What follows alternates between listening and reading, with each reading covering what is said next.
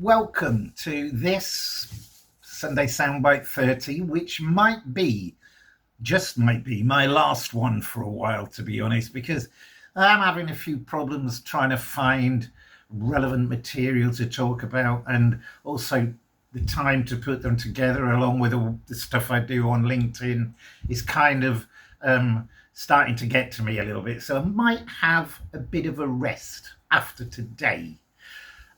But what are we going to talk about today?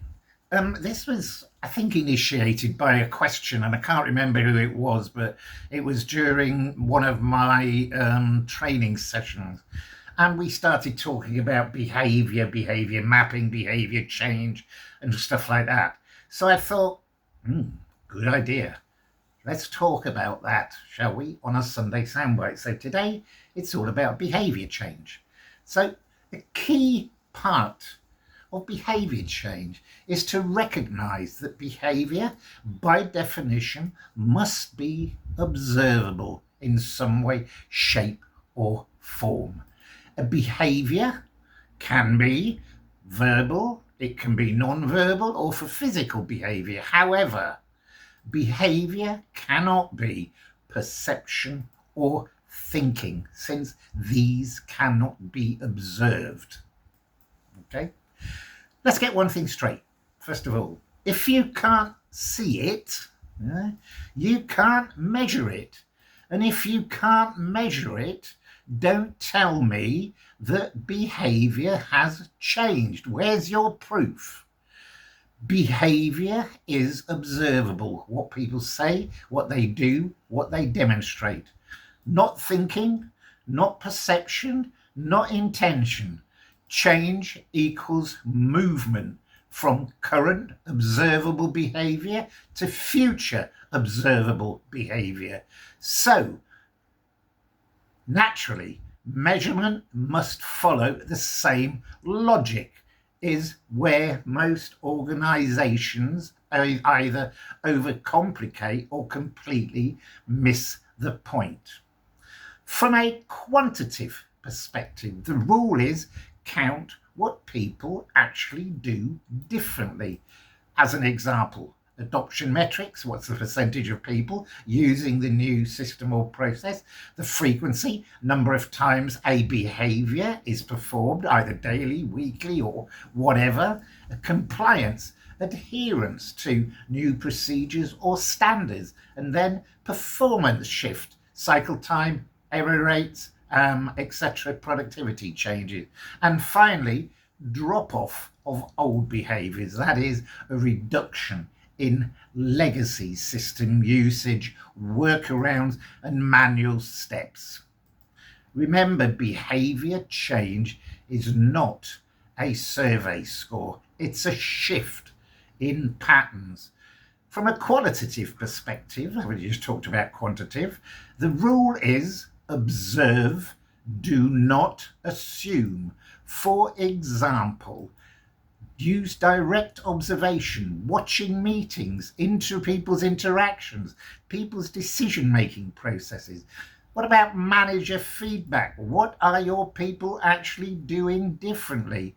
Also, there's story capture, real examples of behavior in action, or not, as the case may be. Finally, I think it's finally, shadowing. No, it's not finally. Following individuals through their workday, but I'm sure they won't want to be followed during their workday. Then, I think this is finally, language shift. What people say is often the first visible signal of change. You know, qualitative is not fluffy. It's actually quite forensic. At the end of the day, too many people measure results and not behavior. Increased revenue does not equal behavior change. Increased productivity does not equal behavior change. Outcomes are lag indicators. Behavior is a lead indicator. Just let me give you an example.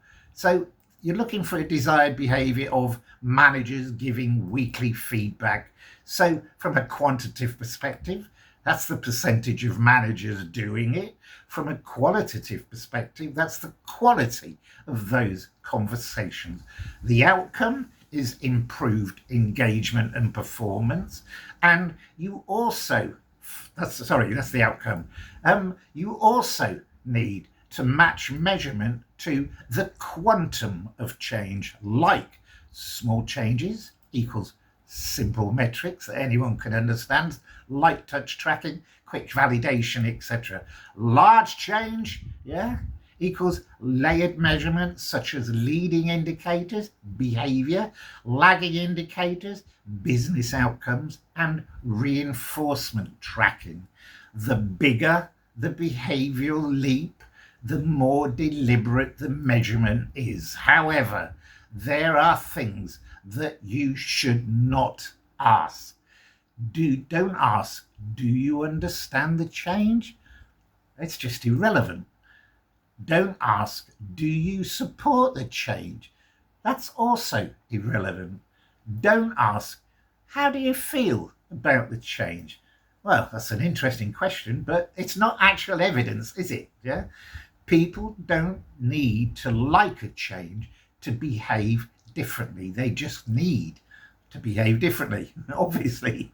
If behavior has not changed, nothing has changed. Everything else is just noise. So measure what people actually do, not what they say or what they think. Behavior change lives in action, not intention. Short one today. That's it. Thank you very much for listening again. As I said at the beginning, this might be my last one for a while because I'm getting a bit, what's the word I'm looking for? I can't think of the word. Over busy, I think. Yeah, so, taking time to find a subject and taking time to actually put these videos together, not necessarily in one take, but it's kind of filling up my day, and I just need to sort of take a bit of a step back. So thanks for listening. I've got 30 now actually on YouTube, so why don't you just go and take a visit and listen to some of them. Yeah, and while you're there, how about subscribing, please? So thanks again, and I'll probably get back to you with a new Sunday soundbite or something different in terms of videos in the near future. Cheers.